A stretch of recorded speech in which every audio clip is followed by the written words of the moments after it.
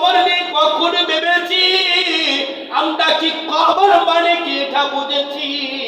না না, কবর মানে কি এটা আমরা জানি না। মানুষকে তো কবরে শোয়াই দিলাম। ভাইজান রে, কবরে কি হয়? কবর কি সুখ না শান্তি না আযাব হয় আমরা কেউ বলতে পারবো না। আমি তোমাকে একটি মেসেজ দেই, আমরা মারা যাওয়ার পরে সর্বপ্রথম আমরা কোথায় চলে যাব বলুন? কবরে চলে যাব। আল্লাহর হাবিব মুহাম্মদ সাল্লাল্লাহু আলাইহি ওয়াসাল্লাম বলছেন, মানুষ যখন মারা যায়, মানুষ যখন মৃত্যুবরণ করে, মানুষের চারটি জিনিস লাভ করে থাকে। এক কবর, দুই কিয়ামত, তিন জাহান্নাম, চার জান্নাত। কবর যত কঠিন তার থেকে কঠিন হচ্ছে কিয়ামত, কিয়ামত যত কঠিন তার থেকে কঠিন হচ্ছে জাহান্নাম। ভাইজান রে, লক্ষ্য করুন, কবরে যদি মানুষ না বাঁচতে পারে তাহলে কোনো জায়গায় বাঁচতে পারবে না। মানুষ মনে করে কবর তো অন্য একটি জায়গা, কবর কত কষ্টের জায়গা। আল্লাহর হাবিব মুহাম্মদ সাল্লাল্লাহু আলাইহি ওয়াসাল্লাম বলছেন, যে ব্যক্তি সালাত আদায় করে না, যে ব্যক্তি আল্লাহর ইবাদত করে না, ওই ব্যক্তিকে কবরে রাখার সাথে সাথে তাকে তিনটি শাস্তি দেওয়া হয়। এক নম্বরে শাস্তি ভাইজান, তার জন্য কবরটা শুরু হয়ে আসবে, তার জন্য ডান পাশের মাটি বাম পাশে যাবে, বাম পাশের মাটি ডান পাশে যাবে। মানে কি? ডান পাশের হাড় বাম পাশে যাবে, বাম পাশের হাড় ডান পাশে আসবে। দুই নাম্বার আছে, কবরের ভিতরে অযোগ্য সাপ থাকবে, বড় বড় সাপ থাকবে। এরকম ভাবে আপনাকে চোখ দেবে, আপনাকে কান দেবে। ভাইজান রে, সাপ কত যদি আপনি বুঝতেন তাহলে আপনি মসজিদ ছেড়ে বাড়িতে থাকতেন না। ওরে ভাইজান, দুনিয়ার মধ্যে কে সাপের কামড় খেয়েছেন? লক্ষ্য করুন, আমার দিকে একদিনে দেখান, কখন কি কবরে গিয়ে কান্না করেছেন? কবরে দেখে কি কান্না করেছেন? কবরে দেখে কি মৌতের কথা স্মরণ করেছেন? আমার মনে হয় তো না। তোমার মনটা, তোমার দিলটা, তোমার অন্তরটা, তোমার কলব যেটা রয়েছে, তোমার কলবটা এত শক্ত হয়ে গেল কেন? ভাইজান, আমাকে আমি যদি তোমাকে জাহান্নামের কথা বলি, তারপরে তোমার কষ্ট লাগে না, তারপরে তোমার অন্তর ভিতরে ব্যথা, অন্তর ভিতরে তোমার কথা লাগে না। কবরের ভয় যদি তোমাকে দেখাই, আল্লাহর ভয় যদি তোমাকে বলি, তারপরে এইগুলা তোমার অন্তরের ভিতরে, কলবের ভিতরে ঢুকে না কেন জানো? এই জন্য ঢুকে না, তুমি পাপ করতে করতে করতে করতে তোমার এই যে কলব যে রয়েছে, এই কলবের ভিতরে অনেক দাগ পড়ে গেছে, অনেক দাগ পড়ে গেছে। তোমাকে আমি যতই খবরের পাতা বলি, আমি তোমাকে যতই আল্লাহর ভয় দেখাই, যতই আমি তোমাকে জাহান্নামের ভয় দেখাই, তোমার অন্তরের ভিতরে ঢুকবে না। কেন না? তুমি 15 বছর পর থেকে কি বলে 70 বছর, 80 বছর, 50 বছর, 40 বছর হয়ে গেছে, তারপরে তুমি খালি পাপ করতেছো, পাপ করতেছো। পাপ করতে করতে তোমার কলবের ভিতরে দাগ পড়ে গেছে। এই জন্য আল্লাহর ভয় তোমার অন্তরে ঢুকে না। সম্মানিত উপস্থিতি, কবরের কথা একটু বলে যায়। মানুষ মারা যাওয়ার পরে সর্বপ্রথম কবরে চলে যায়। মানুষ যদি কবরে না বাঁচতে পারে, মানুষে কোনো জায়গায় বাঁচতে পারবে না। উসমান রাদিয়াল্লাহু আনহুর নাম শুনেছ? ভাইজান রে, তার ঘটনা একটু বলে যায়। আমার দিকে লক্ষ্য করুন, মাথা নিচ দিকে দিবেন না, চোখের পানি ফালাও, চোখের পানি ফালাইয়া আল্লাহর নিকটে খুতবা কি বলে, সালাতের মধ্যে দাঁড়ানোর আগে অনুতপ্ত হও, অনুতপ্ত মুক্ত হও বাবা, আমার তো কবরে যেতে হবে। কবর তো ভয়ঙ্করে জায়গা, কবর তো অন্ধকারে জায়গা, কবর তো সাপ বিচ্ছুর জায়গা। কবরের ভিতরে কেউ আর যাবে না, কেউ আমাকে কিনে কি দিবে না। তোমার সন্তান, তোমার মেয়ে ছেলে তোমার কবর পাশ দিয়ে হেঁটে যাবে। বাবা যেন কবরে শুয়ে আছে, মা যেন কবরে শুয়ে আছে, ভাই জানতে তোমার মেয়ে ছেলে খোঁজ খবর নিবে না।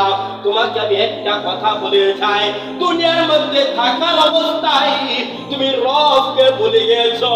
কবি বলছেন যখন তোমার কেউ ছিল না তখন ছিল আল্লাহ, এখন তোমার সব হয়েছে পর হয়েছে আল্লাহ। যখন তোমার কেউ ছিল না, তুমি যখন মায়ের পেটে ছিলা ওইখানে তোমার আত্মীয় স্বজন কেউ ছিল না। তোমার রব তোমার মায়ের পেটের ভিতরে খাওয়ানোর ব্যবস্থা করেছে। তোমার রব ওই মায়ের পেটের ভিতরে তোমাকে বাঁচায় রাখলো। তোমার রব তোমাকে দুনিয়াতে আনলো, হেঁটে হেঁটে পা পা বড় হয়ে গেলা। একবার তাই তুমি রবকে ভুলে গেলা, পাইলা তোমার মাকে, পাইলা তোমার বাবাকে, পাইলা তোমার আত্মীয় স্বজনকে, এদেরকে পেয়ে তুমি তোমার রবকে ভুলে গেলা। কবি আমারই বলছেন যখন তোমার কেউ থাকবে না, যখন তোমার মা থাকবে না, যখন তোমার বাবা থাকবে না, যখন তোমার বন্ধু বান্ধব থাকবে না, সেদিন আবারই তোমার কে থাকবে? আল্লাহ থাকবে। ভাই জানতে পৃথিবীতে 200 বছর বাঁচতে পারবেন না, 150 বছর বাঁচতে পারবেন না, এক সময় না এক সময় কবরে চলে যেতে হবে। ভাই জান একটা ঘটনা বলে যায়,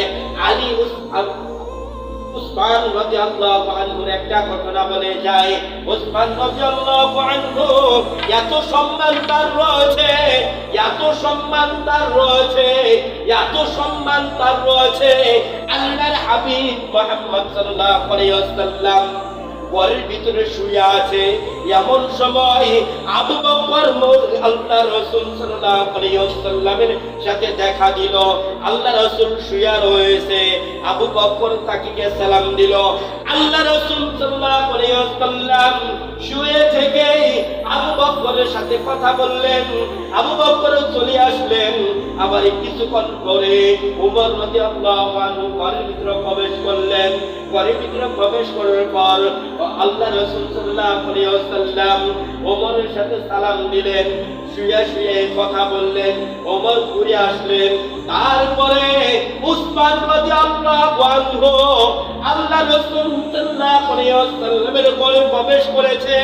তখন আল্লাহ রাসূল সাল্লাল্লাহু আলাইহি ওয়াসাল্লাম শুয়াল থেকে উঠে তার কাপড় ঠিক করেছে।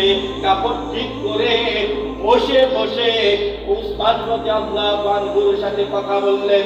উসমান যখন চলে গেলেন, আল্লাহ রাসূল সাল্লাল্লাহু আলাইহি ওয়াসাল্লাম কে আয়েশা রাদিয়াল্লাহু আনহা জিজ্ঞাসা করলেন, হে আল্লাহর রাসূল, বুঝলাম না আপনার ঘরে ওমর প্রবেশ করলেন, আপনি শুইয়া কথা বললেন কিন্তু উঠে কথা বললেন না। কি বলে আবু বকর প্রবেশ করলেন, আপনি শুইয়া কথা বললেন, উঠে কথা বললেন না। যখন উসমান রাদিয়াল্লাহু ঘরের ভিতরে প্রবেশ করেছে, আপনি শুয়াল থেকে উঠেছেন, উঠে কাপড় ঠিক করলেন। হে আল্লাহর রাসূল বলুন, এত মর্যাদা উসমান রাদিয়াল্লাহু আনহুর কেন? তখন আল্লাহর হাবিব মুহাম্মদ সাল্লাল্লাহু আলাইহি ওয়াসাল্লাম বলছেন, আয়েশা শুনো, ওই ব্যক্তি যারে ফেরেশতারা সম্মান করে আর আমি নবী মুহাম্মদ সাল্লাল্লাহু আলাইহি ওয়াসাল্লাম এই লোকটাকে সম্মান করব না, এটা তো হতে পারে না। আলা বাবুল উসমান রাদিয়াল্লাহু আনহুর সম্মান কথা এরকম ভাবে আল্লাহ রাসূল সাল্লাল্লাহু আলাইহি ওয়াসাল্লাম যখন জাহান্নামের কথা বলতেন, তখন উসমান রাদিয়াল্লাহু আনহু কান্না করতেন না। যখন উসমান রাদিয়াল্লাহু আনহুর কাছে আল্লাহর হাবিব মুহাম্মদ সাল্লাল্লাহু আলাইহি ওয়াসাল্লাম কবরের কথা বলতেন, তখন উসমান রাদিয়াল্লাহু আনহু কান্না করতেন। সম্মানিত উপস্থিতি, উসমান রাদিয়াল্লাহু আনহুর আরেকটি গুণ রয়েছে। এরকম ভাবে মাটি হাতের মধ্যে ধরে বলে মাটিকে, ও মাটি আল্লাহ তোকে মাটি ভাবে তৈরি করেছে, মাটি বলে তৈরি করেছে। মাটি রে তোর কি হিসাব নাই। আল্লাহ আমাকে মানুষ বলে তৈরি করেছে, আমি মারা যাওয়ার পর আমাকে কবরে যেতে হবে, আমার কবরের মধ্যে হিসাব দিতে হবে, আমি আল্লাহর নিকটে হিসাব দিতে হবে।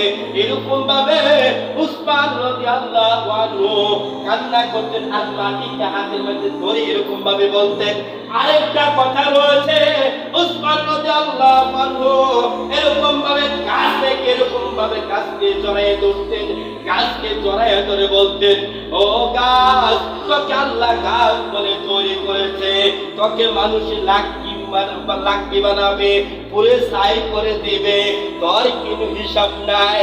আল্লাহ আমাকে মানুষ বলে তৈরি করেছে, আমি মারা যাওয়ার পরে আল্লাহর কাছে আমার হিসাব দিতে হবে, কবরে হিসাব দিতে হবে। আমি যদি কবরের হিসাব না দিতে পারি তাহলে আমি বাঁচতে পারবো না, আমার জাহান্নামে যেতে হবে। এরকম ভেবে ভেবে কান্না করতেন।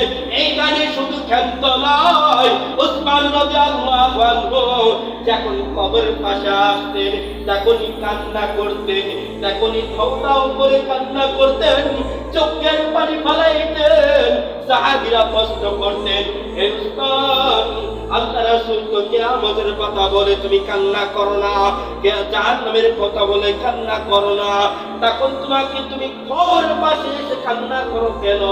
তখন উসমান রাদিয়াল্লাহু আনহু বলছেন, হে ভাইজান, কবর তো আমার সর্বপ্রথম জায়গা, আমি যদি কবর না বাঁচতে পারি আমি কোনো জায়গায় বাঁচতে পারবো না, আমি এই জন্যই কবরে দেখে কান্না করি। অনেক মানুষকে তো দাফন করলাম, অনেক মানুষকে তো কবরে শুয়ে দিলাম, ভাইজান রে, অনেক মানুষের কবর বন্ধ হয়ে আছে, কথা ঠিক কিনা? তোমার মতো আমার মতো তারা মানুষ ছিল, তাই না? তোমার মতো আমার মতো তারা হাঁটতে পারতো, চলতে পারতো, কথা বলতে পারতো, তাদের কবর পাশে হেঁটে যায়, ভাইজান রে, তাদের কবরটা গর্ত হয়ে আছে। তারা দুনিয়াতে আসতে পারে না, তারা এই কথাও বলতে পারে না।